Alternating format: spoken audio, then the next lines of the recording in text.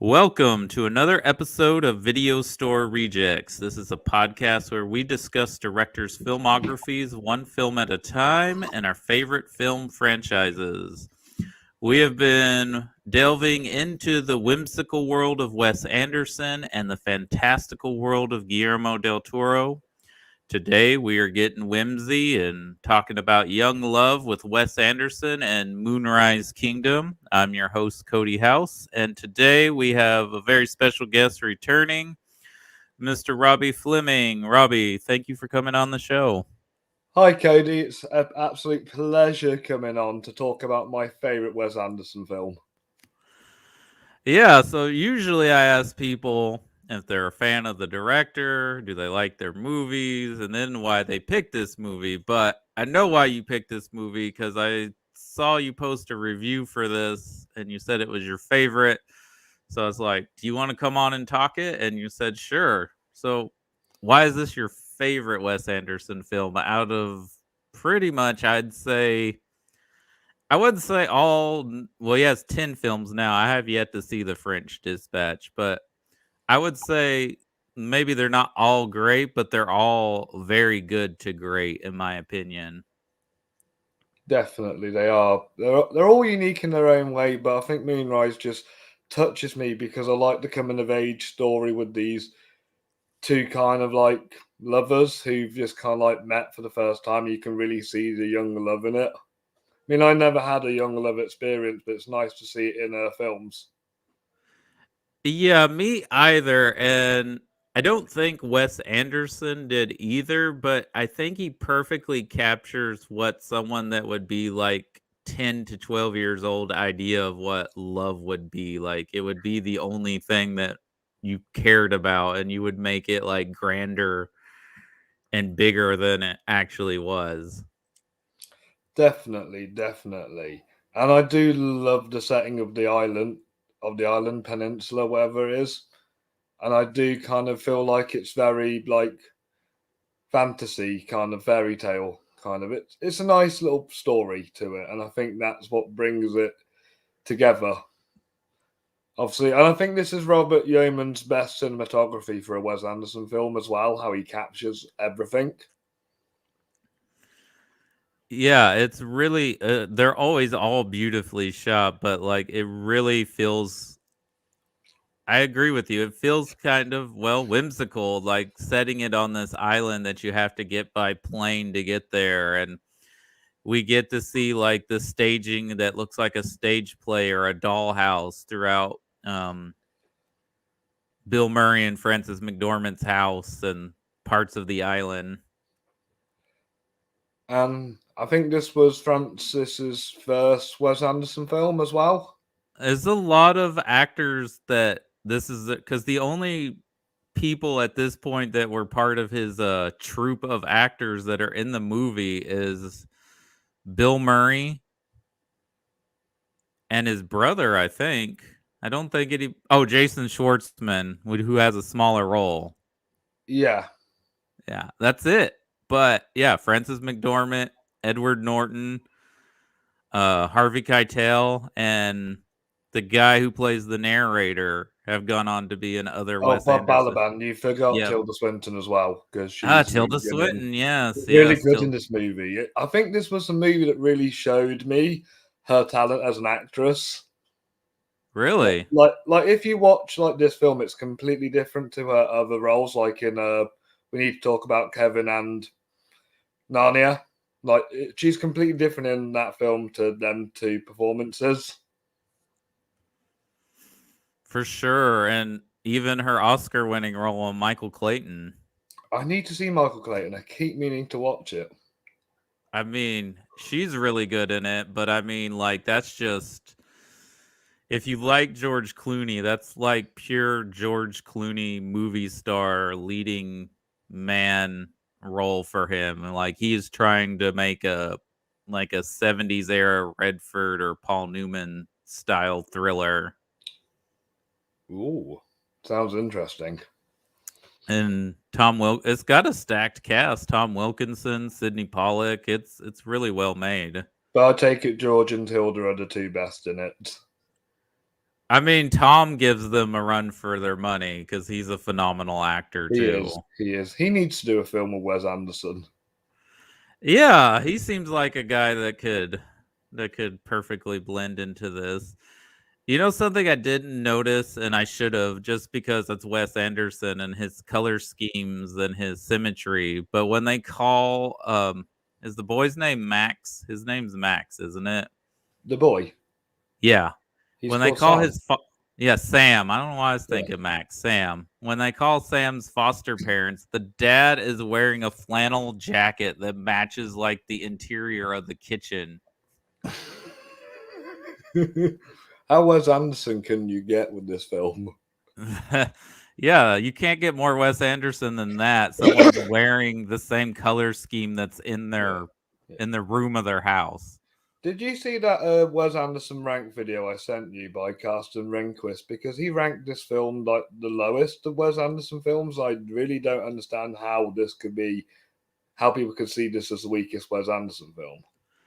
You know, I can't see that either. I mean, it's all subjective. Everyone has their preferences or you know, something might be a little more emotional or closer to them on the themes, but I really feel like his because he came out really strong with his first 3 films He and did. they all kind of have a similar theme going on. And then I think for some people, his next 2 films are a little I think they feel like he got a little too much into, like, the look of the movie instead of what the movie was about. Yeah, because I'm not big on Steve Zissou. I'm watching Darjeeling Limited a couple of weeks ago for a review. It was all right at best. So I think he really comes back strong with Fantastic Mr. He Fox, does, he Moonrise does. Because he's Kingdom, trying something that's not been done before, and I think that's why people like Fantastic Mr. Fox a lot. and Grand Budapest. I think those 3 films are like him stretching his, Yeah. directing You're muscle. you're in for a treat when you see the French Dispatch. Oh, good, because I've heard a lot of people saying that, like, Isle of Dogs, I feel like he's just making something that, like, he's interested in or, like, what's a hobby to him. I love all the dogs. I mean, it's really well done. I mean, all these movies are They well are. made. They are. But yeah, it is because I think this was my favorite movie of 2012 when I saw it. Just It's mine. It's my favorite movie of 2012 as well. and we get Bruce Willis actually acting in this His movie. last ever good movie as well. I wanted to say that. I've been thinking about it since coming on the show, and I had to say that right here on your show. This is his last good movie. You don't like Looper? Yeah, but Looper came out the same year, so it doesn't. Yeah. So yeah, Looper and Moonrise Kingdom are. I still prefer Moonrise Kingdom to Looper. I mean, I do too. I mean, even though they're completely different movies, but yeah, Oh, that's yeah, and different directors with different artistic visions as well. absolutely. But yeah, it's the last time Bruce Willis, I think, cared. Now I've liked certain things he showed up in, but I don't think like he's giving it his all. Like I think he's doing a really good job in this movie. And he plays like a character you normally wouldn't. Yeah, he's playing a policeman, which he's played before, but he's playing like a really sad person, which most of Wes Anderson movies have these kind of melancholy, sad people in them. Yeah. And I personally prefer Bruce Willis when he does more films like this and 12 Monkeys and Unbreakable where he's out the typecast. Yeah, because it shows that he can act and he has a range as an actor. That he's not just the charismatic, smart aleck. He's not on the same level as Francis McDormand or Tilda Swinton, but Well, he's okay. no, no, he's not at that. Those are like actors. Those are like 2 of the best actors working. Like there's, I would say they're probably the 2 best actors in the movie. They are. They are. Honestly, even though Edward Norton's a good actor too, Oh, but I feel Edward Norton is just another actor altogether. like he gets probably a little too method for people, but And apparently let's not forget Edward Norton is in my favorite movie ever, Fight Club. yeah, I mean, no, he's a very talented man, and apparently this Wes Anderson specifically wanted him for this role because he thought he'd make a good scoutmaster. I think Wes Anderson's brought his career up because after this he was in Birdman and he killed it in that movie. Yeah, kind of just like Keaton playing a version of himself. Norton is kind of playing a version of himself of this difficult to work with Yeah. actor who takes like the role too seriously. Oh, well, they should have got Daniel Day Lewis instead. I don't know if they could have afforded like that much intensity. And he's very particular on the roles he takes. Oh, he is. That's why he's in retirement at the moment. Yeah, until somebody finds him in a butcher shop or a shoe shop doing something. I hope Paul Thomas Anderson asks for him back. Yeah, I'm hearing good things about his new movie.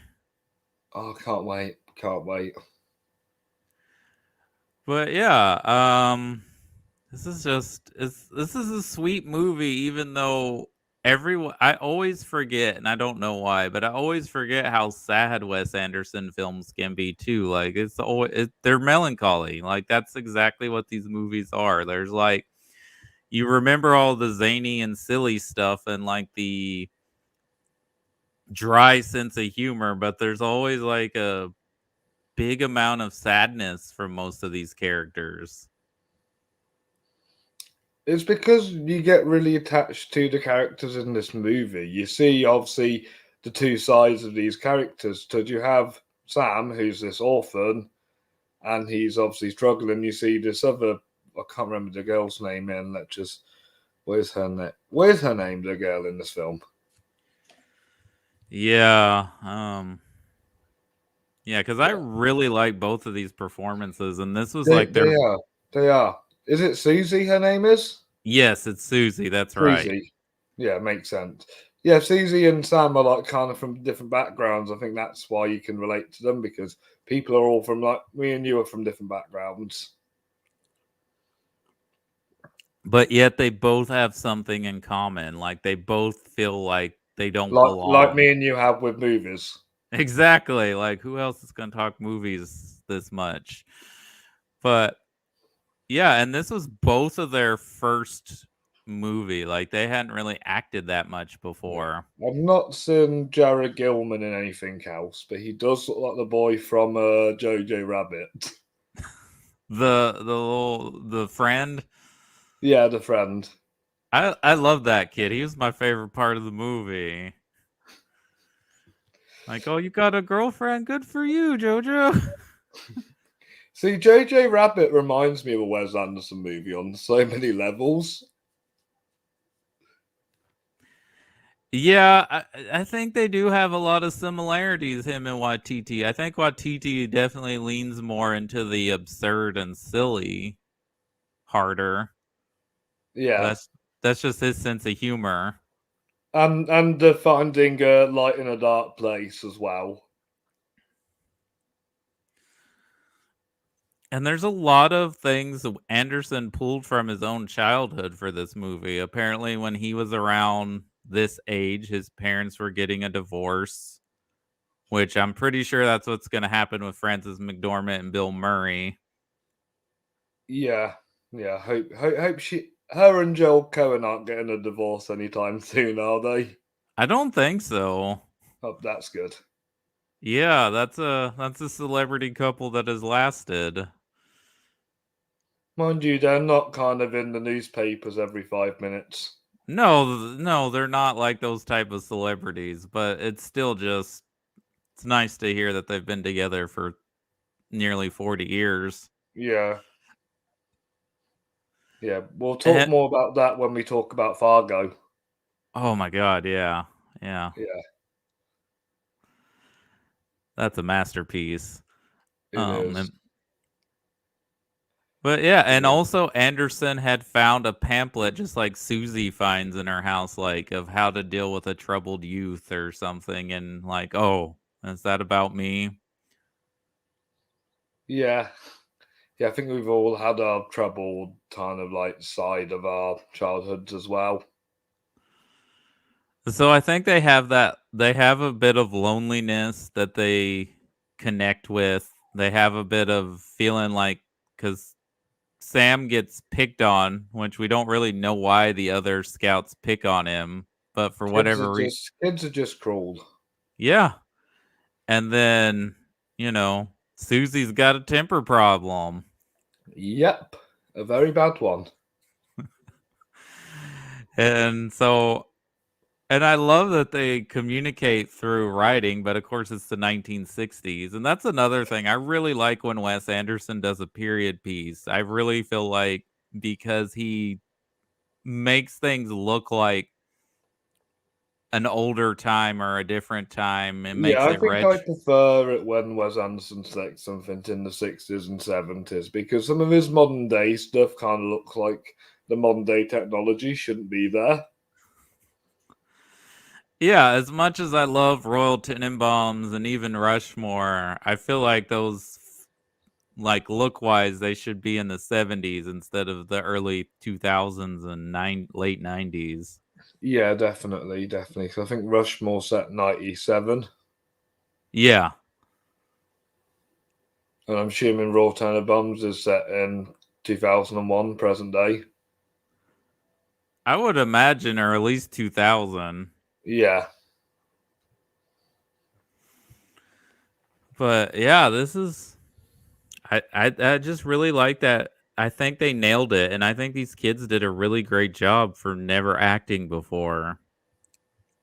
yeah. Did I keep underestimating child actors because it's in some terrible ones, and then you have ones like the boy in Jerry Maguire or the boy in the Sixth Sense who are absolutely perfect. Well, I think part of it is how they're directed. And I mean, Yes. it's also how how talented they are too, but I think what happens with a lot of children roles and child actors is they're just told to act a certain way, and a lot of times it doesn't really feel like that's cuz if you were we've all were children. We've all probably, if we don't have our own children, we have family that have children or we have friends Yep. that have children. Yep. We know children don't. I don't have children myself, but I do obviously have younger relatives and have friends who have children.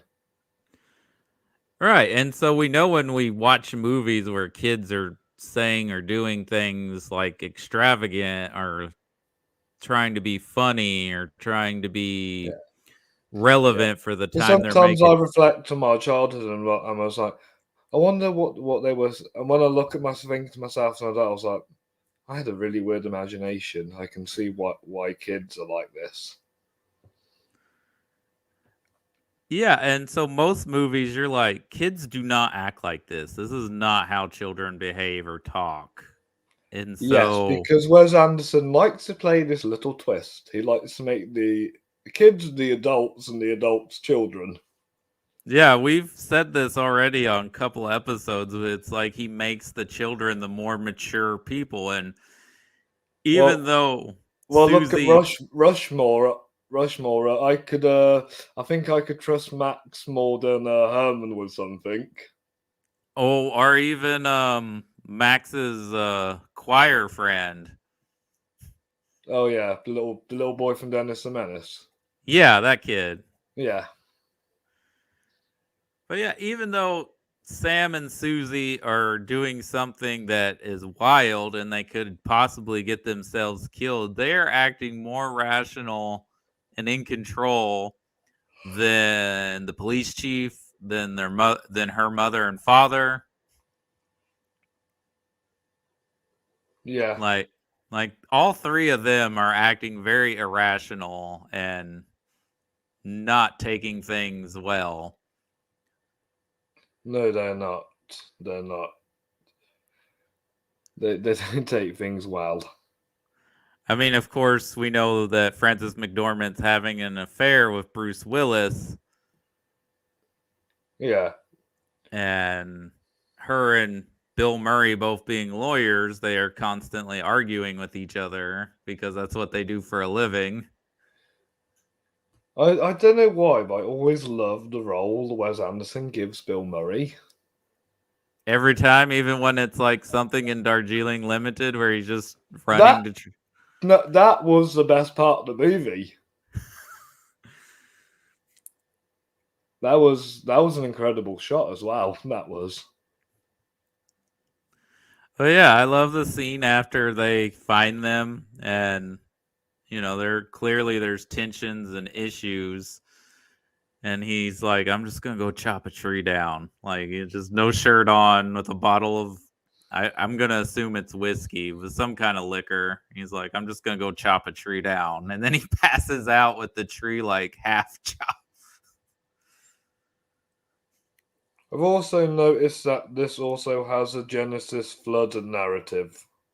Well, it does because there's the Noah play, where they meet for the first time, and then Yeah. there's a giant hurricane flood coming towards the island near the end of the movie. And I think they really worked that in well with this movie. And apparently, Wes Anderson was in a production of Noah as a child. Like, and I think he was I would like to see his own adaptation of Noah's Ark one day. It would still make people very angry, though I doubt it would be as intense as Darren Aronofsky's version. I love Darren Aronofsky as a director, but I'm not sure about his Noah film. Yeah, actually, that might be my least favorite of his films. Is your number one Requiem for a Dream? It's either that or The Wrestler, The Wrestler would be my second, actually. because I think that's just a phenomenal, well-made film, and that's probably Mickey Rourke's best performance of his And career. Marissa Tomei's. Oh, she's great too. Yeah. Yeah, she needs to do a Wes Anderson film. I mean, I would love to see well, I guess not every actor would work well in a No, Wes Anderson no, film. no, of course not, of course not. But he does manage to utilize his cast really well. Like sometimes when I watch like the Grand Budapest and see that like stacked cast, they kind of all suit their characters. I don't feel that they're plodded in for the sake of it, like James Corden is in Ocean's 8. Did you know there's a petition going on to not cast him in the Wicked musical they're making? Yes, and I can see why. It kind of sounds like everybody's had enough of him, not just the British. Well, he's everywhere over here too, because he has a talk show and then he shows up in everything. Yeah, you guys must be pretty tired of him now. I know Yeah, Justin is. I didn't see his sitcom he did back in the day that got him really Oh, popular. Gavin and Stacey. Yeah. A funny thing to that's also set on an island, Barry Is it? Island in Wales. Oh, interesting. I think the first time I saw him was in that Doctor Who episode where Matt Smith's doctor is like being his flatmate for I the love whole that episode. episode. I love that episode of Doctor Who. But Yeah, but James Corden, I do not want to be in a Wes Anderson film. no. He would There's the not suit a Wes. But I think Tom Hanks will. I think Tom Hanks will. Yeah, he's gonna be in his next movie, and so is Margot Robbie. And Scarlett Johansson. He's working with a really good cast for this movie, for Asteroid City, and it's kind of nice that I like how he works with all these actors.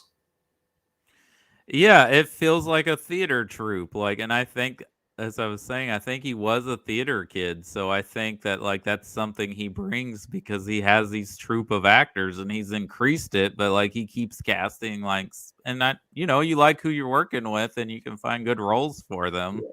Yeah. There's one thing about this movie I also find a bit different. It's the music. There's Y- no 60s rock and roll soundtrack. There's no Kinks. There's no Beatles. And that's why I like your Beatles mug, because it kind of to kind of set it in with the Wes Anderson, so he plays a lot of 60s rock. But yeah, there is no 60s rock in this movie. It's just Alexander Desplat and some music from Benjamin Britten. Yeah, there's like only a handful of actually I can only think of 2 songs that they play in the movie that aren't like a score.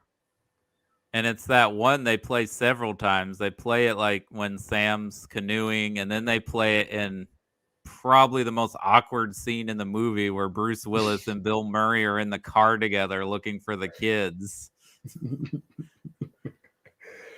Like there's so much tension in that scene without them saying hardly anything to one another.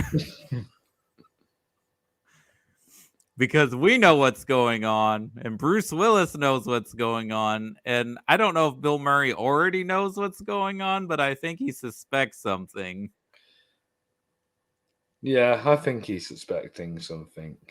But out of the adults, I think I would go with Edward Norton as my favourite, because I really like that shot of him when it's just following him with the camera, and he's like he's smoking cigarettes. I just find it weird how Edward Norton smokes throughout every single one of his movies. Every single one of his movies, he plays a character smoking, and it's funny because I heard he's not a smoker. Really? That is interesting, but I love how like he just goes through his routine. I love when he's talking to the scouts with the explosives like he's holding his cigarette away. Like, and I don't know if that's a Edward Norton thing of him for his character, like getting into his character, or like Wes Anderson, like that's a Wes Anderson direction of like making sure everything looks exactly right. And I also, And this is definitely Norton's best role in an Anderson film, I think. yeah, because what else? Was he in the French Dispatch? He's only a minor role in that though. Okay, because he has a small role in Budapest, which is fine, Yeah, he's and fun then in that. and he's not the main dog, but kind of the main dog of the Strays. He's one of my favorite dogs because I love how he says, "All in favor." Yeah. But I also love how they treat the scouts like they're the military in this movie. Yes, yes. Yeah, I think that's what got me like wanting to watch it. Well, the reason why I watched it is because my friend Chris Hyde from Reality Blows, he watched it one evening and told me I'd like it because he knows like Wes Anderson films. And I watched it, and it was and it really got me wanting to watch every single Wes Anderson film afterwards. So was this your first one? No, the Royal Tenenbaums was. Okay. Well, that's a good first one to have. Yeah, yeah. I think that was the one I watched all the way through. So I tried to see this coup like 3 times if I watched all the way through. Yeah. I'm trying to think of which one's the most I've seen out of his work. That's a hard one. Probably either this one or Grand Budapest. I mean, you can't go wrong with either one. I feel like, and that's why I'm with you on why someone would rank this their lowest. I feel like those are the two. I feel like these are the two best directed films of his filmography. Even though your favourite's Royal Tenenbaums. Even though my favorite is Royal Tenenbaums, I feel like his just craft as a filmmaker is really stepped up in this. And then I think It Budapest. has. It has. It has. It has. It has. Oh, and you know I do my Fleming Awards. Yeah. I gave this one 4 Fleming Awards for 2012. Well, what was it? Best picture, best director. Best Supporting Actress for McDortmund and Best Cinematography for Robert Yeoman. Oh, I mean, those are all worthy awards. So, interesting thing about Frances McDormand's performance in this film. You know where she uses the bullhorn to call all the kids like for dinner and various things. That's hilarious. Apparently, Anderson's co-writer Roman Coppola. Apparently, Roman Is he Francis's son or nephew, or he is Francis's son. Yes. so he'd be Nicholas Cage's? He'd because be of them. Nicolas Cage's cousin, Sophia's brother. Apparently, And their and Jason's cousin as well. and Jason's cousin as well, because because Talia Shira, Jason Schwartzman's mom, is they sister. Is that his Yeah, Francis's sister? yeah, Yeah, Francis' sister. yeah. So there's a connection with the Coppola family, but apparently Roman and Sophia's mom used to use the bullhorn to get them to, if she needed the kids to do something or come down together. And I love her little brothers, Susie's little brothers, especially the one who's very upset about his record player. She keeps stealing his record player. How does Francis, not Francis, how does Wes have connections to the Coppola family? Well, I mean, besides that he found Jason, well, he cast Jason Schwartzman, who auditioned for Rushmore. I'm not sure how he got involved with Roman, maybe through Jason. Probably. So I know Jason writes screenplays with Wes Well, they wrote Darjeeling together with Roman. and Isle of Dogs together. Did he write Isle of Dogs too? I know Roman did, but I didn't know Jason I Schwartzman. think Jason did as well, but I don't think Jason's a voice in it. No, that's one of the ones he's not in. And that's an interesting thing about this movie too. We talked, it's like really only Bill Murray and Jason Schwartzman. Usually, like, there's no Wilson brother in this one. No, there isn't. Owen Wilson would have been good in this film as well. Yeah, I could have seen him as like either the pilot, which is Anderson. No, that's not Anderson. Anderson's brother is Harvey Keitel's like secretary. But I could have seen him as like a scout master guy too. But Yeah, I'm glad he worked with some bigger name actors and got him into the world of Wes Anderson. He did have to cut his budget on this movie though because of Fantastic Mr. Fox's box office performance. it wasn't a box office smash. No, apparently people thought it was going to be more of a kids family film and they're like, "What is this?" It didn't do very well here. Even though it's regarded as one of the greatest animated movies of all time. I mean, that happens so many times. Movies are considered well made but don't do well financially.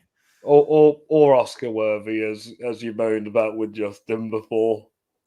Well, yeah, I mean, just because sometimes the Oscars nominate things and you're like, why was that nominated? And then, like, case in point, a movie like Blade Runner was not considered a good movie when it came out. Was If it was up for any nominations, it was all technical. And now it's hailed as one of the greatest sci-fi movies ever made. Same with Apocalypse Now. I think that was nominated though, but it lost to Kramer versus Kramer, which is wild. I know. So I think I'd rather watch Apocalypse Now 5 more times before I rewatch Kramer versus Kramer. That's for damn sure. Wow. No, I don't hate Eh, Kramer versus Kramer. I just prefer Apocalypse Now. well, of course. I mean, there's much more cinematic stuff going on in that film than there is the other. But I mean, it's all about what people like at the time, what's relevant, what's affecting people, who the Academy voters are at the time, what their thoughts are. It's gonna constantly change. Do you think Moonrise Kingdom's a better film than Argo? Oh, that's hard because I actually love Argo. I think that's Ben Affleck's best movie as It a is. director. It is. As a director, definitely. Uh, I think I I think prefer him as a director. I do too. I mean I don't mind if he shows up in the movie, but I do like him as a director, and I hope he gets another a comeback again. I wish people would quit wanting him to fail though. I don't know what they have against the man other than Yeah. he's rich and handsome and has dated Jennifer Lopez twice now. But you know what? Good for him. Yeah, good for him. Good for him. Do you think he would work in the Wes Anderson film? Mm. I'd have to see it. I can't see Yeah, it just yeah. picturing it I could see Matt Damon working well. for sure. But I think he's a little more versatile of an actor, in my opinion, than Affleck. Definitely. Definitely. Was Harvey Keitel meant to be like a secret kind of cameo with this film? Because he's not in the advertisement, but yet he's one of the biggest actors in the film. I don't know if he was meant to be like, oh, Harvey Keitel. I think he wasn't initially cast, and then they ended up getting him. And since I guess it was a small role, I guess they didn't want to advertise. And he is a well known actor, but he's not an actor that people are like, oh, I got to go see the new Harvey Keitel movie. No, no, I'm pretty sure you don't watch Reservoir Dogs for Harvey Keitel. I mean, he's a big part of why that movie got made, but yeah. It's this new director coming in and he's made this really unique indie film. Let's go and check it out. That's what I would have said back in 92. Yeah, and I think there's a lot of people that didn't even see Reservoir Dogs till after Pulp Fiction came out. And it's regarded as, again, a cult classic.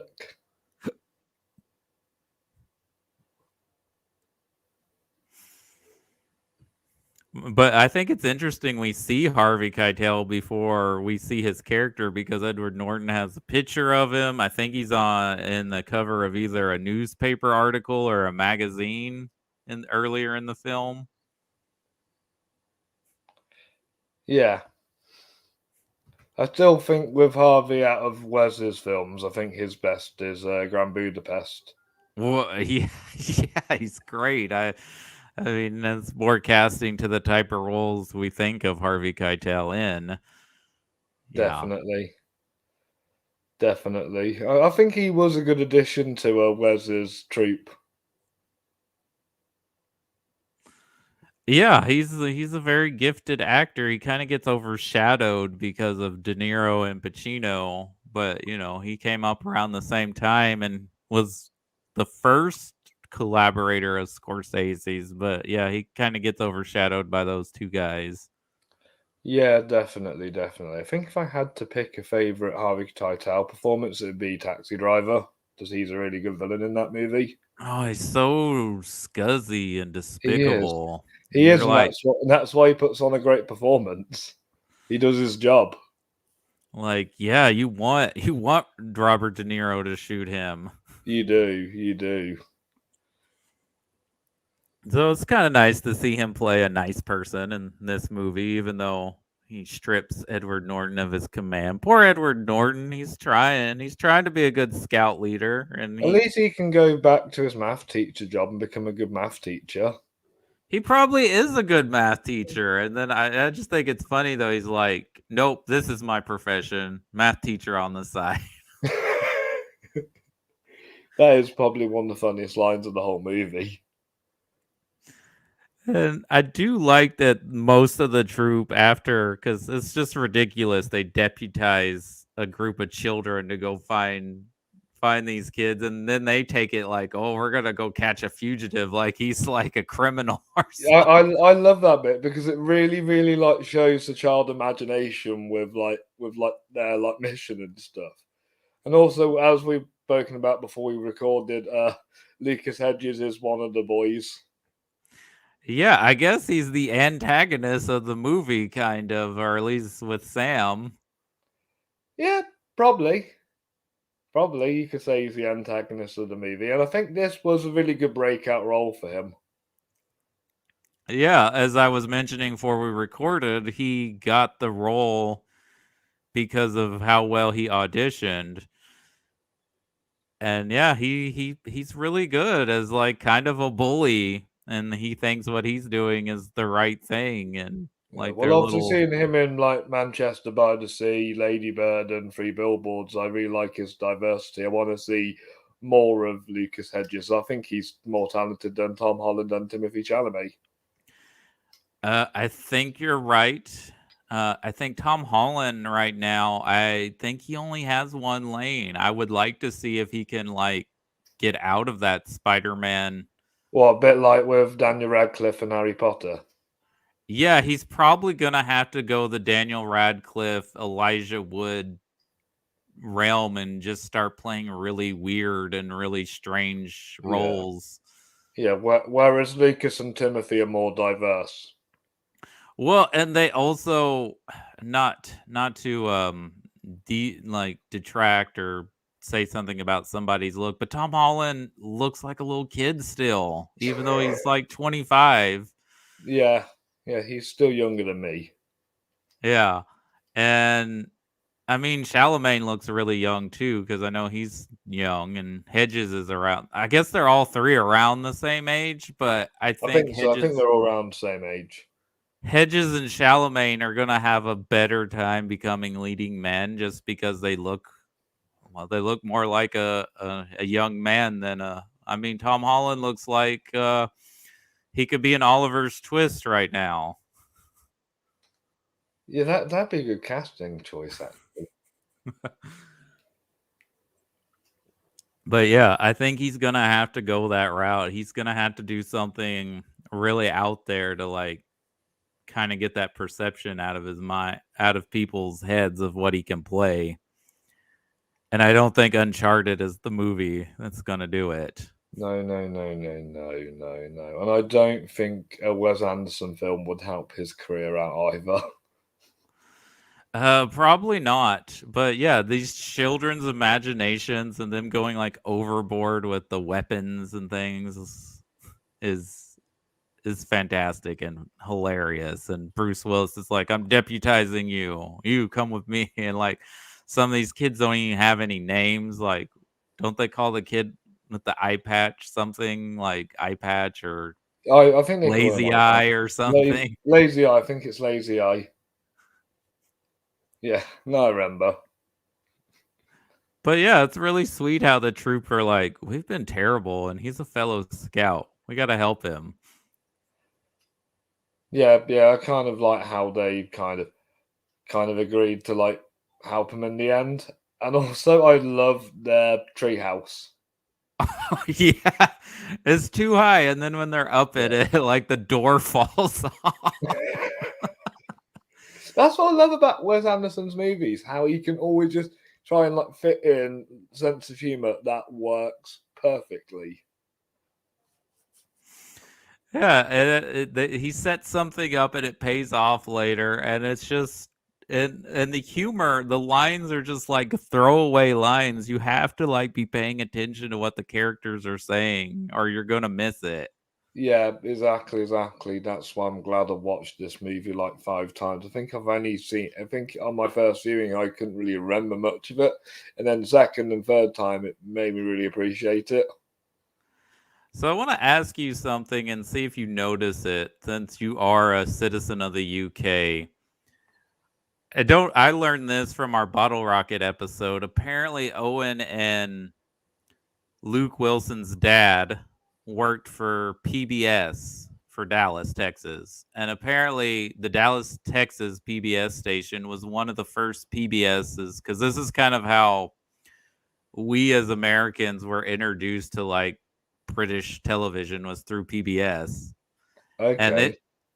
and it was one of the first PBSs to get a lot of those British comedies and British dramas, and especially Monty Python.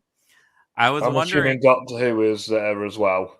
well, for classic Who, for people who love classic Doctor Who, that's where they got it. Unfortunately, I started with the modern series, so I'm not Yeah. as deep rooted. I've gone back and watched the classic series, but wasn't that deep rooted of a fan. I thought it was just some weird show from the 70s with a guy with a scarf, and then they remade it with David Tennant.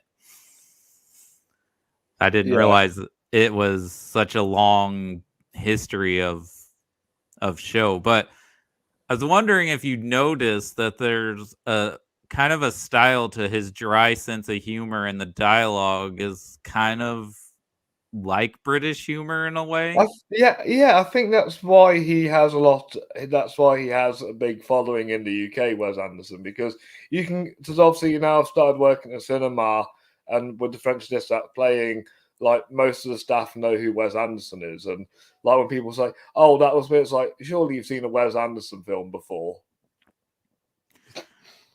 Yeah, he might be more popular in where you are than he is where I'm at. Because I remember when I went and saw Moonrise Kingdom, the employee taking our tickets, because this is still when they ripped your tickets. That's Mhm. in 2012. The girl working there was like, "Yeah, people are saying this is a really cool movie. It's really cute, and like apparently it's from this guy that's made other movies." And I was like, "You've never heard of the Royal Tenenbaums or Rushmore?" And she's like, "No." That's like that scene in Paul where they talk about Adam Shadowchild and they're discussing like different comic books he's wrote. Yeah. Yeah, so I think he's very niche over here. I think He's very niche in general, I think. yeah. I think only cinephiles or movie fans really know who he is. I don't think like the average moviegoer, they've probably seen a Wes Anderson movie, but they don't know who he is. Yeah. Well, I've managed to show some of my friends who've only seen like the animated ones. I showed one of them Raw Bombs because he likes Ben Stiller, and I showed my friend Rushmore because I know he likes coming of age stuff. And they both seem to enjoy the movies. Well, that's good. I mean, those are good examples based on what they like, and I think that's probably one of Ben Stiller's best roles, honestly. Definitely, definitely. So another thing Anderson did for this movie was for Sam and Susie. He had Susie, so the library books that she has in the with the artwork, he had her read specific books to get into character. And I feel like that's a Wes Anderson thing too. He probably had library books that he didn't return. Yeah, I would. If I was a director, I would like make people watch movies so they can understand what I'm trying to try and get across. I mean, he does that. A lot of directors do that. And then he actually had the actor who played Sam learn some scout like Boy Scout stuff. And he cast him because he liked his sense of humor and his glasses. Yeah, he is quite a cool kid, to be fair, Sam. And then the actress who plays Susie had seen the Royal Tenenbaums, and I don't know if you noticed, but her kind of look and how she dressed is very similar to Margot from Royal Tenenbaums. Yeah, I kind of noticed that a little bit. And I wonder if he got the germ of I think he probably had this idea before, but I wonder if like he got a bigger germ of like developing this kind of plot of these two young kids in love with the Royal Tenenbaum sequence about uh Richie and Margot camping out in the museum. That reminds me of a Simpsons episode I was watching where Lisa ran away from home and she slept in the museum. Of course she would. Yeah. Yeah. Have you ever seen the Family Guy episode where they parody Wes Anderson? I probably not if it's like from the last 5 to 7 years because I have not watched Family Guy consistently in a long time. Because they do this episode where they tell a story from like three different directors' point of view. The first one is Quentin Tarantino. The second one is Wes Anderson. The third one's Michael Bay. And they really rip Wes Anderson to shreds in the second Oh, story. I just remember this is off topic, but I just remember the South Park episode. I think it's like Imagination Land where the government interviews all these different directors and they're interviewing M. Night Shyamalan and he's like, what if it wasn't our imagination? Or what if it was always or something? And they're like, those aren't ideas, sir. Those are just twists. And then they get Michael Bay, and Michael Bay's like, we open on a highway and there's a semi truck, and then motorcycles come out, and an explosion, and machine guns. They're like Michael Bay. That's not an idea. That's special effects." And he's like, "I don't know the difference." And they're like, "We know you don't." Yeah. Bay is one of them who is definitely better with visuals than storytelling. Yeah, I think he's a director that he needs like a solid script. If he doesn't have a solid script, it's he's just relying on his. Mind you, I do like Pain and Gain because it kind of strips away from his trademarks. I actually like that film as well. I feel like that was him trying to make a Coen Brothers movie, Michael Bay style. I see where you're coming from. I'd like to watch it again. But I think it's funny that they get Mel Gibson and he's being crazy and weird in that episode. And he's like, Oh, "Well, why don't you just look back at the footage and see what didn't work?" And they're like, "Say what you want about that crazy bastard. He knows story structure." another actor I prefer as a director. I mean, he's only made a handful of movies, but that scene just makes me laugh. And you talking about Family Guy reminded me of that. Yeah, I do prefer South Park to be fair to Family Guy nowadays, but that's a discussion for another day. It is. They're just more talented writers than Seth MacFarlane. Yeah, and he would not suit a Wes Anderson film. No, he did quite well though in Guillermo del Toro, which I said I think it's the only time I've liked Seth MacFarlane. And Logan Lucky was quite a funny film. Oh yeah, yeah. I forgot he's in that. I still love that Game of Thrones joke in it. I think that really came out at the right time as well, that Game of Thrones joke. Yeah, the Yeah, prisoners being so upset about the new book not being out yet. yeah. And I think that's what I like about Wes Anderson. He kind of stays away from pop culture. Mm-hmm. He likes to be obscure, and that's what I like about him because pop culture's been done to death now. Well, I mean, it ages your movie, and that's something that I think will make these Anderson films last or feel timeless. Is that you can't tell other than maybe the visuals of when the movie was made, because you guys did your animated list, and the problem with me with a movie like Shrek is I think it has not aged well because of how much it relies on the pop culture references and things. And the piss takes of Disney. Yeah, yeah. I think that movie when it was out was edgy and cool, and now it kind of deteriorates as the older it gets for me. Do you see why I put Spirited Away number one? I mean, yeah, yeah, but both of you were unkind to Ratatouille, but that's okay. Yeah, yeah. I know I love Ratatouille anyway. So I think before we finish, we talked about this is probably Bruce Willis's last good role. I don't know if you heard about this because apparently Wes Anderson said he was very delight to work with. Normally, people talk about how horrible he is to work with. And how horrible of a person he is in real life. Yeah, but apparently he is respectful and professional if like you know what you're doing. If he thinks you don't know what you're doing, then he's going to be a total a-hole on set. Yeah, So, yeah. It's a bit like with Nicolas Cage. When Nicolas Cage is working under good directors, he can give a really good performance. But when he's working with terrible directors, that's when he's terrible. and then when they were making this movie, they had a motel for the actors to stay at, and Anderson and Yeaman and the editor all stayed in a house together. But a lot of the actors like Norton and somebody else ended up staying at the house. And Bill Murray joked, "Well, it's so we could work all ungodly hours of the night if Andrew West needed us to film something."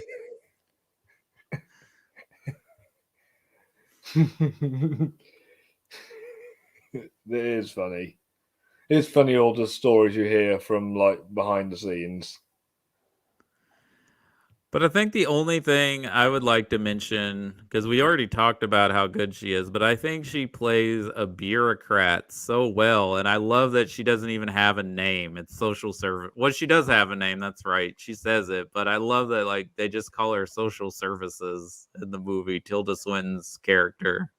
Yeah, yeah, yeah. She is. She is a delight in this movie. She's always a delight in a Wes Anderson movie. Yeah, she's not scary like she is in some other things. Wait, you're scared of her in Narnia? Narnia, even a little bit in Burn After Reading. I mean, I love there's Burn After Reading yeah, there's just so many things like and she's. Snowpiercer. Oh God, yeah, Snowpiercer. She's He's ooh. incredible in that movie. Mm-hmm. That's probably Chris Evans' best role, in my opinion. Nice one, nice one. Yeah, and what do you think to Bill Murray's role in this? So I I would like, so I would like to rank Bill Murray roles in Wes Anderson films one day because I think that would just be hilarious. mm, I don't think it's as good as Herman Bloom No, or I think Steve Rushmore is Zissou, his best. I think Rushmore's definitely his best in Wes but Anderson. those are also where he's more of the star of the movie. Those two roles. Yeah, I mean, anytime you see Bill Murray, it's usually a delight most of the time, and he always has a sadness to him as a performer, which is probably why he works so well with Wes Anderson because there's and he's and you know he has the temper as well. well, yeah, you get to see both extremes in this role, like this him yelling, he raising the tin up, trying to attack Bruce Willis and Edward Norton. Control your scouts. Poor Edward Norton. I think we were talking about, the kids being more mature than the adults. I think Edward Norton is like the only Mature adult. mature adult in this movie of the main. I don't know. Tilda Swinton probably has to be mature to work in social services. For sure. And like I love that Bruce Willis is so concerned about like he gets mad at the foster dad about like, well, you can't welcome him back. What do you mean you can't welcome him? That shot where half it's Bruce Willis and half it's the family. That's just incredible. But I love his reactions and the scenes with him and Tilda Swinton on the phone too. Like, what are you gonna? Because like he genuinely cares, and he's a good guy, even though he's sad. And it ends on a high note as well. Yeah, it ends happy, and I love that shot at the end of him catching the two kids up at the top of the church during the storm. Yeah, it's a nice shot. That is a nice shot.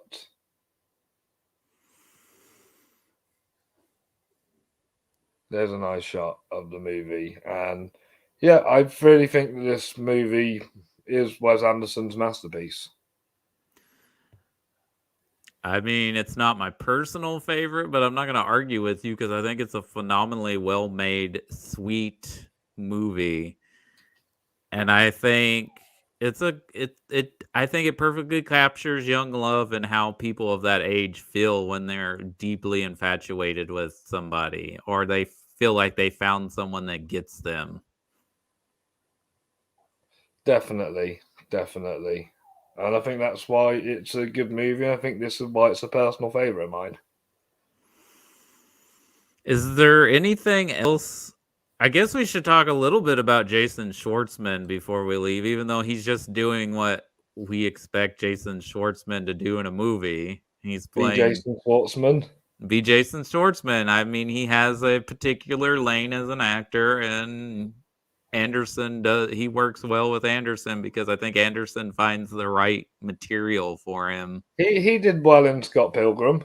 Well, yeah, he's playing a slimy dirtbag who's a little pretentious. Yeah, he's Yeah. good at that. Well, he's a bit pretentious in Rushmore as well. Of course, very pretentious in Rushmore. But I mean that's big role for him, and I can't think of anyone else who would have played that role. No, no, he's just iconic in Rushmore. But he was fun. I liked seeing him show up, and he's like, well, there's no legal binding to this marriage because you're minors and there's no consent, but the ceremony still takes seriousness. These are my nickels. Fine, you can have them. As far as I'm aware, you can't get married in the age in that state or wherever it's at. No, they're far too young. And honestly, I don't know how each state is, but if it's not 18 everywhere, it should be because that shouldn't even, yeah. But let's not get into that No, discussion. let's not. Let's not. So, so is there anything else about this movie that we haven't talked about or you would like to talk about more? Did we not emphasize something before we get to our rankings of this? That's all I can really think of at the moment. Apart from, yeah, I just love the visuals, love the acting, love the story, love the directing. It's just an overall perfectly well made movie.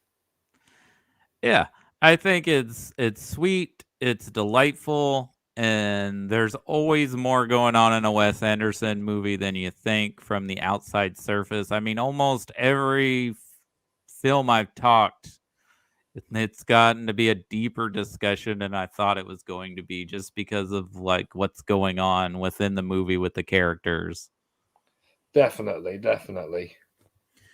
All right. Just like Del Toro, I've created some personalized rankings for Yeah, a. yeah. Oh, I had to watch the last 10 minutes of your Fantastic Mr. Fox episode to know what your ranking system was for Wes Anderson. so you know them then. Yeah, can you just go through them again with me quickly so I can remember Sure, them? no problem. So Thank you. since Wes Anderson is all about matching and symmetry and making sure everything looks right and well, if you love this movie, if you think it's phenomenal, we call it a great ensemble. Because he likes his outfits and everything looks well. If you enjoy the movie, you find it entertaining, we call it nice attire. If you think this is strictly for fans only or cinephiles, it's a bit obscure, it's a deep dive. If you think it didn't quite come up to snuff, it's not, it's a little mediocre, it's kind of decent, then it's a style over substance. And then if it doesn't work at all, it's a catastrophe. It's horrible. It's a beautiful failure. Because even if for some reason he made a bad movie, I bet it still looks good. I'm gonna go with great ensemble. I'm gonna concur with you. I think this is one of his best films. I think it's on a technical level, it's really well done. He's got So you I love. agree with the 4 Fleming Awards it won? I mean, yeah. I mean, I don't know who was up against. I'm trying to think. I know Argo won Best Picture at the Oscars. Yeah, that would have been in my top 10 of the 2012. I think my main contenders were Django Unchained and Argo. Ah, and Affleck wasn't even nominated for Best Director. I I know, but remember. he won the BAFTA, Yeah, and so they gave it to Ang Lee for Life of Pi, which is. which is a very well directed movie, to be fair. Yeah, I was gonna say that's probably like the best thing about. Like, I don't hate Life of Pi. I think it's a pretty good movie, but I think that's probably like the best part of it is the direction. Well, he's just a brilliant director, Ang Lee, whether it comes to art films or action. Mm-hmm. And then I don't remember what one best cinematography is. Probably Life of Pi, honestly. Yeah, I think it was, and I don't know why, but I just think Robert Yeoman's underrated as a cinematographer because I think he should work with more directors other than Wes Anderson. And best supporting actress Frances McDormand was I not didn't no. see I didn't see Les Mis at the time. I think that's why I Oh, didn't right. choose That's Anne who won. Hathaway. Anne Hathaway. I Yeah, mean, yeah, I've that's a seen good Les Mis performance. now, and I do love Anne Hathaway in that movie. But there's something to Frances that she brings to Moonrise Kingdom that's really stands out. Yeah, but she has 3 Oscars now, so might be up for a fourth one. I haven't seen Macbeth yet, so Oh, I can't wait. it looks amazing though. But yeah, I think this is one of Anderson's best, and I think it showcases what he's really good at. Uh, it's funny, it's sweet, but also there's some sadness here, and it's trying to work out that sadness and And it's ex- most importantly about kids being kids kids being kids, accepting people for who they are, and not trying to change them. and Or really funny stand-up characters.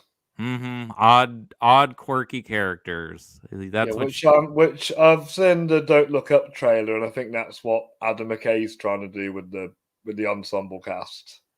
Yeah, I think if I haven't seen it yet, but I think maybe this one might miss the awards season just because it looks like it's leaning more towards the ridiculous than like Vice or The Big Short did. I think he's trying to do a bit of both. Yeah. So I was gonna ask if you were excited about The French Dispatch, but you've seen it already. Yes, I have, So and I highly recommend it to you. I know Justin Doyle didn't like it, but I do. I know. really, Yeah, he didn't. wow. Yeah, he didn't like it for some reason. Oh, wow. Okay, Justin. Yeah, he also told me he liked Last Night in Soho, but he said the third act fell apart for him, which I guess I'm in the minority. I actually dug the twist in Last Night in It was a Soho. very good twist. That was very mind blowing. I wouldn't say it's my favorite Wright film, but I love that he was trying to get outside his comfort Hot zone. fuzz all the way. Yeah, I loved it. And I was glad he liked Eternals though, because I wasn't sure where he fell on that one, which I I enjoy Eternals for what it is. yeah, I saw one review that just agreed, even though I like it more than a lot of people like it. And the review was, I don't know, even when it's not working, it's interesting. Yeah, So yeah. like, so are you excited about Asteroid City then? Which I heard he's already wrapped filming it. Well, it's got Tom Hanks, Margot Robbie, Scarlett Johansson, Tilda Swinton, Bill Murray. Most of my favourites. So yes, And Jeffrey Wright, and I and forget. Jeffrey Wright and Matt Dillon. Yeah, it's a lot. It's a stacked cast again. I don't have no idea what it's about, but I'm I will assuming it's watch got. it. I want him to do kind of like a futuristic film, and I think this could be futuristic. Oh, maybe so. Maybe I don't know so. why. I also just have this feeling that Tom Hanks is like playing a millionaire playboy in it. Okay. Strange, but I'll watch it. I mean, he sort of played a playboy in Charlie Wilson's War. Yeah, All right, Robbie. Well, thank you so much for coming on the show and talking your Cody. I love this show, and it's always a pleasure to come on. I can't wait to come back and talk Shape of Water and right. your Thanksgiving special as well. Yeah, you're going to be back to talk Shape of Water for Guillermo del Toro. And yeah, you want to come on and talk Planes, Trains, and Automobiles and Knives Out with me. I think Chris is going to do his own thing for that, but because of the time difference with us, but Yeah, that's okay. You want to talk it? We'll talk it. sweet. If and if is there if people want to follow you or watch your show, where could they do that?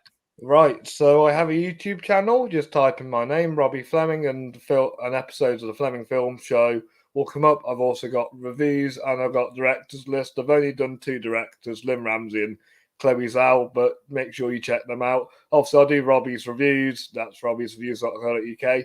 And speaking of the Fleming Awards, December 25th is when the nomination ceremony comes out, and you'll be able to vote on the Fleming Awards, which Cody presents Best Director.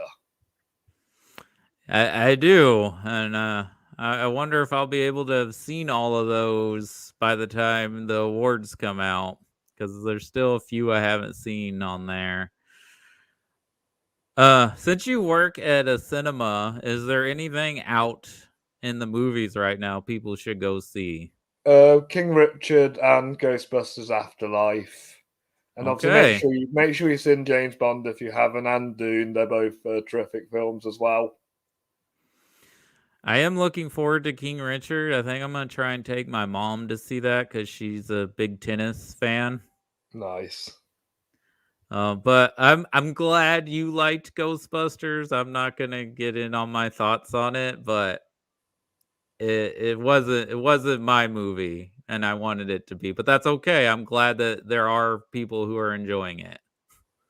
Yeah, well, there's lovers and haters everywhere. I bet Son of the Mass has some lovers out there. Right. I mean, that's the thing. Like, instead of like picking apart a movie, just be like, "Hey, that one wasn't for me." That's not my jam. Exactly. It's And not my move scene, not on. my cup of tea. Yeah, just move on. It's Exactly. okay.